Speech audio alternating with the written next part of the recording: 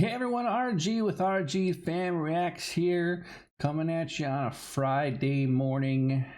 Not that you're necessarily watching this on a Friday, but Friday mornings mean it's time for another episode of Falcon and the Winter Soldier.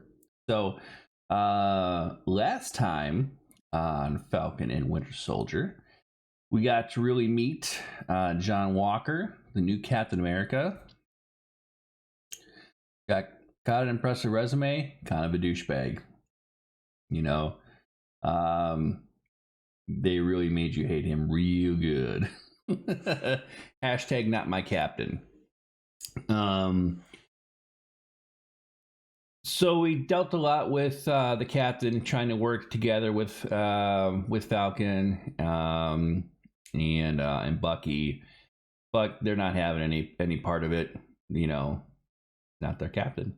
And they're insulted, so they're not getting along. To which, towards the end of the episode, the new Captain America was like, "Stay the hell out of my way." So, good luck. But we found out that they were tracking Sam through his uniform, through the wings. So the government had a tracker, so they could always find out where he was. Not cool.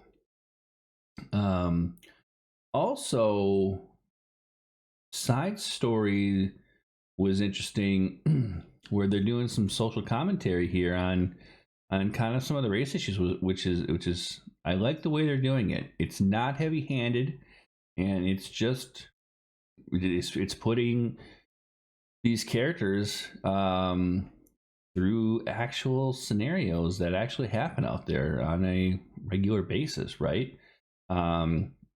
We met Isaiah. Isaiah is also a super soldier from the 50s, I believe, 50s, 60s, and he fought Bucky. He beat Bucky. Rumor has it, in the comics, he was also Captain America, maybe at one point. But then maybe because he's African American, that something happened and they ended up throwing him in jail, and it seems like it was pretty dishonest. So it'd be cool to learn more of his backstory. So it's interesting because I listen to a podcast after the episodes. MCU, shout out to the MCU Fan Show. So MCU Fan Show is a podcast where they literally go over every episode of the MCU and Marvel movies beat by beat.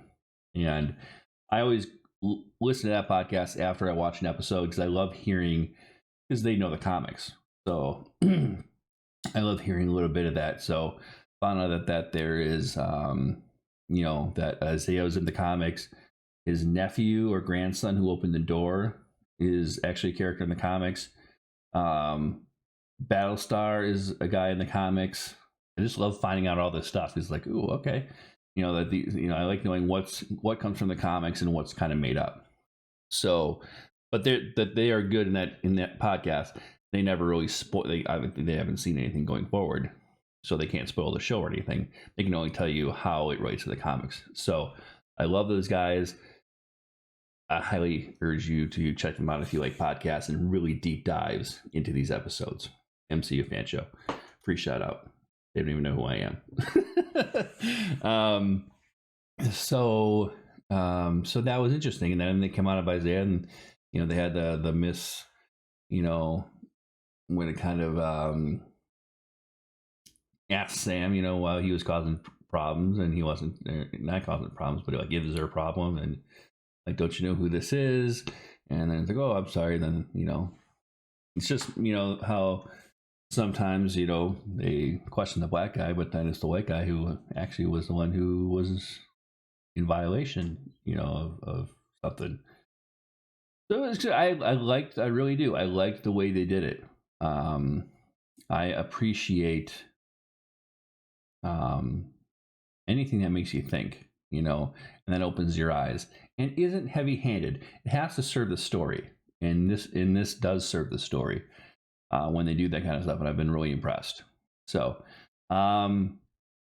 in the Flag Smashers, they got away. They got a boatload of super serum stuff, and they're happier with the world prior to everybody coming back. And I think that their mission, I don't know if their mission is to make everybody in the world a super soldier with the serum and make everybody even. I don't know if that's what they're trying to do. We don't really know. So anyway, so they get away, and then that leaves us with Bucky and Sam being like, what are we going to do? And they come up with the idea of, let's go talk to Zemo. So Zemo knew about all of Hydra's secrets and where the serum may have come from. So they're going to talk to Zemo. That's where the episode ended, with Zemo. And so I'm pretty excited to get him in. I mean, this is only a 6-episode series. So like after this episode, we are halfway through. We haven't even gotten Zemo yet, you know?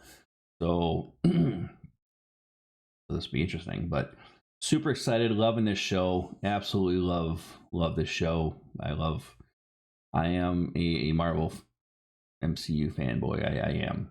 I really am. They have not done anything wrong yet. Even their duds are really good and better than anything DC. Sorry. And I'm a big Superman fan. I really am. But the DC movies are terrible. But hey, let's not. That's a discussion for another day. Here we go with season 3 of Falcon and Winter Soldier. It's called Power Broker. Here we go. Du hast den Namen gehört. Wo sind sie? Ich habe keine Ahnung, wovon du sprichst. Die Amerikaner sind Unmenschen geworden. Says he doesn't know. Bullshit. It's bullshit. We know she came through here. Now where'd she go? Oh! Do you know who I am? Oh! Yes, I do, and I don't care. I knew he knew English. I knew he knew English. He blew up the UN. He killed King T'Chaka and framed you for it. Did you forget that? You think the Wakandans forgot about it? It's a rhetorical question. They didn't. I know why this matters to you, but come on, it's pushing you off the deep end. If we have to do something about this, I'm the only one who looks like a pimp. Only an American would assume a fashion-forward black man looks like a pimp. Look exactly like the man you're supposed to be playing. A sophisticated, charming African rake named Conrad Mack, a.k.a. the Smiling Tiger. He even has a bad nickname. Hell, he does look like me, though. Damn.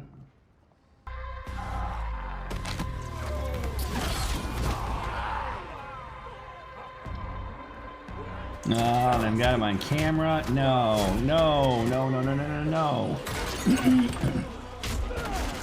It's gonna go viral.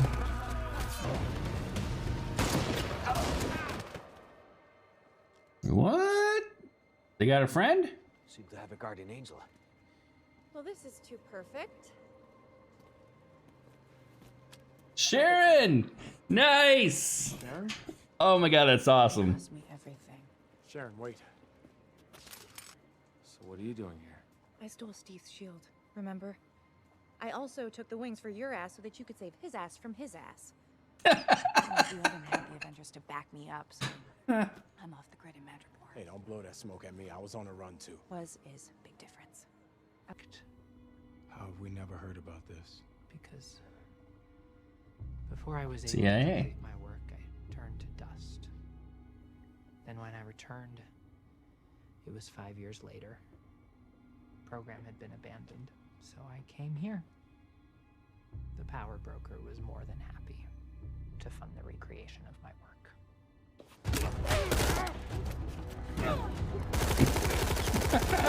Sharon's just taking them all on. Oh. I told you I can't. Just get me that part and you promised me. Thanks for everything. Oh, come on. You're not gonna move your seat up, are you?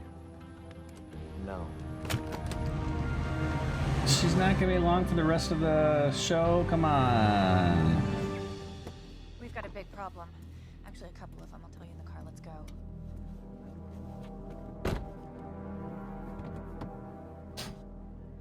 Is she the power broker? Maybe I shouldn't have put it in a museum. Maybe I should have destroyed it. They'd have just It represents a lot of things to a lot of people. they'd have just made another one. World's upside down. We need a new cap, and it ain't gonna be Walker. So before you go and destroy it, I'm gonna take it from him myself.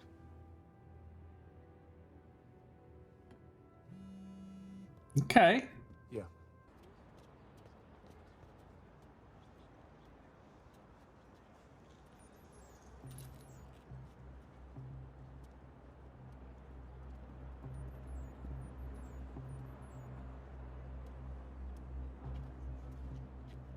Did Zemo drop that?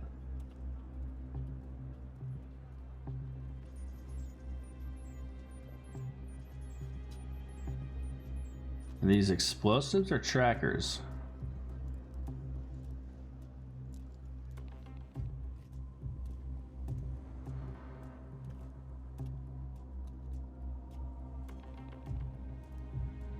You dropped something.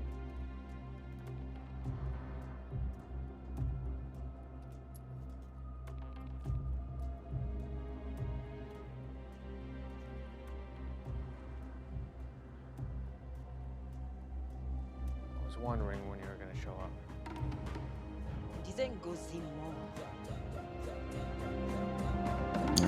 Oh, Wakanda's coming for Zemo. Oh. All right, so there you have it. Episode 3, Season 1, Power Broker. Oh, boy. Lots of good stuff in this episode. This is a really good action-packed episode. Obviously, starting with the breaking out of Zemo, which Bucky orchestrated without Sam's knowledge. I think that's key, although I think it can get pinned on Sam as well, being an accessory. Then, he's very trusting. Like I said, there's desperate for leads, but then they get to Madripoor, or whatever it's called. Basically, I mean, it's cool. I mean, everything really took off when Sharon popped in, and that was amazing. It was great to see Sharon Carter back and what she's been up to, and she is a legit badass.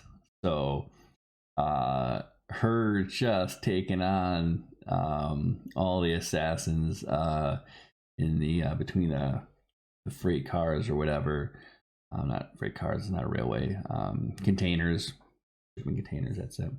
That was cool. I mean, she had some moves. That was awesome. It's be interesting to see more of what she's been up to and what she's been doing. I really hope that, she left them. I hope she's not done in this adventure. I hope she comes back, because she's awesome. That was really cool to see. And then again, I don't know the comics, so I don't really, I don't necessarily always get some of the reactions, or some of the not reactions, but I don't react to some of the maybe reveals, or is Zemo like he is in the comics? I have no idea. So but it's interesting how they keep trusting him. Zemo, when he shot the guy in the lab, actually reminds me of an Expanse episode, where they shot the scientist guy, just where one guy's just like, bam, bam, dead, when they could have still used him for information. So we got that there's 20 vials. So how many Flag Smashers took the vials, and how many are left, I guess is the question. The Flag Smashers are stealing resources, supplies from the GRC. Where are they taking them? Who's getting them? How are they distributing them? Maybe they've said that and I've missed that. So they have a purpose, that a fight that they believe in. And the Carly chick, she's she's killing for it. So, it's got to be stopped. Found out that the guy who created super serum, blipped, and research was lost. So that's why it never happened again until the snap, and he came back. And then instead of it, but then we learned that the CIA was using Isaiah's blood and doing all the CIA was doing all these tests before the blip. So, fucking CIA doing secret shit. And then at the it's weird that this. I don't know if they still need Zemo at this point. Like, he was good for Madripoor. I mean, they know where it is or who it is. I don't think they need Zemo anymore to find this Carly, to find the Flag Smashers. So it's probably not a good idea to keep him around. Again, Sam keeps saying you're going back to jail. Well, he better get back to jail soon because he's going to cause some more shit. So not sure it's wise. They should have taken him right back. Do not pass go. Just go right back. I'm not sure why he's still out because I don't think he is needed anymore, other than their free airplane rides. And I think Zemo, because Zemo's thing is against superhumans, so Falcon and Bucky are still enemies of his. He still wants to put supers down, so and then at the very end, very cool. That wasn't, what's her name, was it? That was somebody else. Yeah, that's not I don't know her. I don't even know her name. Yeah, that's definitely not her though. The one from The Walking Dead, Michonne from Walking Dead. That's not her. Why did I not know her character's name? Anyway, so that's not her. But it's cool that that Wakanda is being brought into this because they got beef with Zemo. And I love, this is a really good episode where they really did some good world building stuff. I mean, as far as connecting the story to the whole MCU universe, talking about the foundation of the GRC and what's going on in the world, talking about all the people Zemo's wrong. I mean, there's a lot of references in this to Winter Soldier. There's references in here to Age of Ultron, events of previous movies really shaping the world, and it affects these future stories. It's just so brilliant. It really is. And just nothing we've seen on this scale, which just makes it amazing. So, love the episode. Don't have a whole lot more to say. Let me know what you think in the comments. Like, comment, subscribe. Almost to 1,000 subscribers on YouTube. Really appreciate the support. If you want the full length episode, it'll be on our Patreon page. Link is in the description. Thanks again for everything, and let's chat about it. See you in the next one.